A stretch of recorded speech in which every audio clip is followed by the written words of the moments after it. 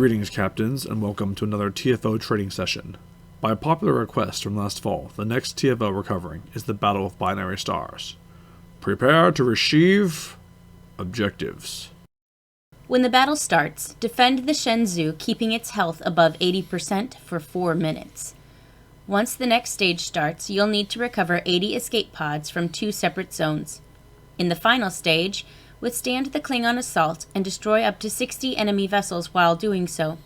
You have 4.5 minutes to complete this phase, ending the TFO.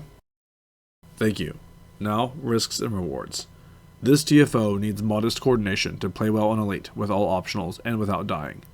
The chief concern here is proper coverage of both zones in the escape pod stage.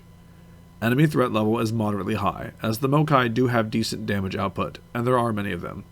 Of course, they're also comparatively flimsy, but they just keep coming. This TFO awards a moderate amount of discovery or fleet marks, along with a chance for enchained current pieces. Lastly, this operation's duration is considerable, with a long briefing and 2 long cutscenes, both unskippable, along with a hard time gate in the first stage and soft time gates in the second and third stages. The adversaries on this operation are House Mokai Klingons, led by Takuvma. Takuva's Dreadnought can be targeted when it has non-zero health amounts, but not destroyed. If its health is reduced to 0, it will temporarily become untargetable until it regenerates. This makes it a very tempting target for exotic ships, especially those that lead with a gravity well, and then progress into a variety of ways to deteriorate, decompile, and disintegrate enemies from there. As a great philosopher once said of exotic builds, you make a pile, and then you punch the pile, and Takuva's Dreadnought is the most punchable of targets. The rest of the Mokai ships are numerous but flimsy. The chief consideration for this otherwise straightforward TFO is that you must ensure prompt coverage of both escape pod zones, as losing any of them other than poor Lieutenant Tyler fails the mission. Keep the Klingons away and prioritize escape pod retrieval. Once that stage is done, you can return to blasting. This TFO is quite lengthy and has a long briefing and 2 unskippable cutscenes, so you'll be here for at least 10 minutes. Now, combat footage will be shown to illustrate the principles discussed previously. The goal of this section is not to illustrate perfect piloting, but provide an example of how to successfully complete the map with all objectives and without dying. Scatter volley builds excel on this map as the Mokai are fragile, plentiful, and respawn infinitely all around you. The first stage does not require much in the way of tactics, other than staying somewhat near the Shenzhou. Try and target the center ships and enemy groups to maximize scatter volley output. As you can see, with enough AoE builds, we're keeping the Shenzhou's health at full, while destroying a significant portion of the Klingon fleet, repeatedly.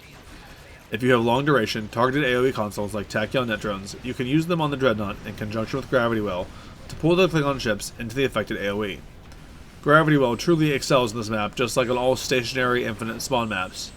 This portion is relatively straightforward, but if your ship is more fragile, try and stay near your teammates. I'm dealing decent damage here, but the high-powered exotic ship we're flying with is making this significantly easier.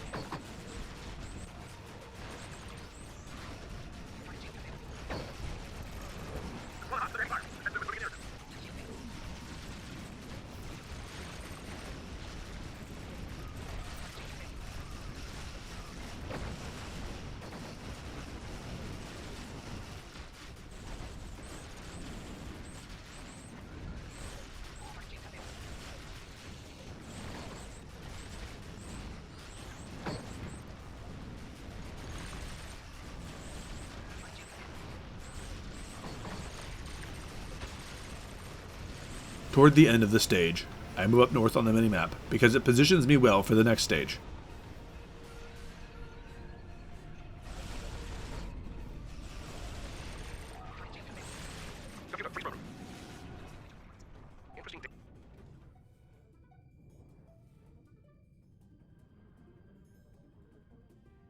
We're going to split the team up into 2 areas to retrieve escape pods from the Clark and Jaeger. Immediately use a speed boost like evasive maneuvers to move to an area and start retrieving escape pods.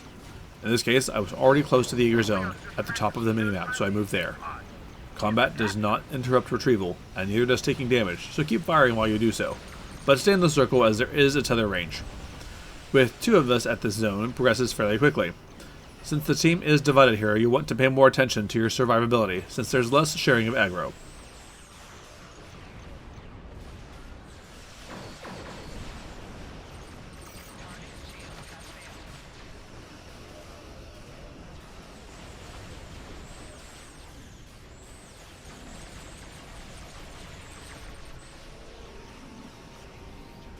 Here I take a ton of damage from a critical hit on a torpedo spread. My shields were down.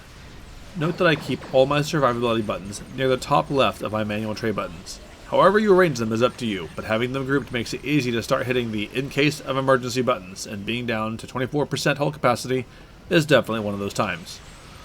Once my hull is back up, it's easy enough to resume activities.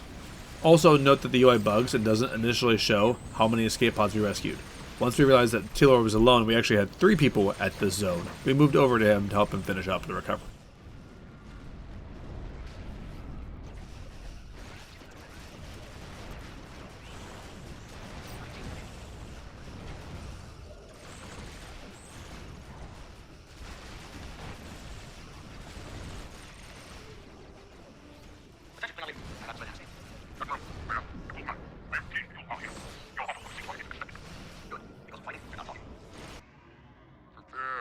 To receive my envoy.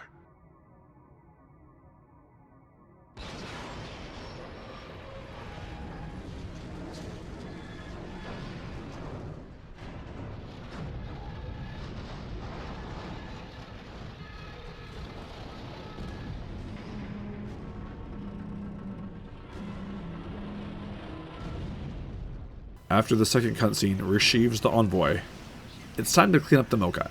Blast through 60 of the enemy ships to complete the TFO. There's a 4.5 minute time gate on destroying those 60 ships, so depending on your DPS, that'll either be kind of trivial or a bit of a challenge.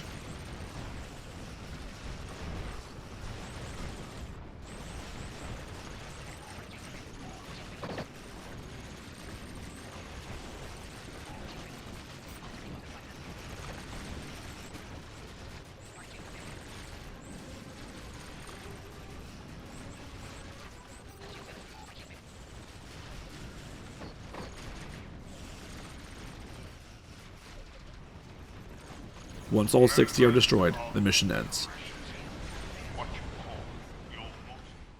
Captain, if this breakdown helped you in your quest to play Stowe better, please consider liking this video and subscribing to our channel. The link to the specific build used for this tutorial is in the description. For more guides and builds, check us out at www.stobetter.com.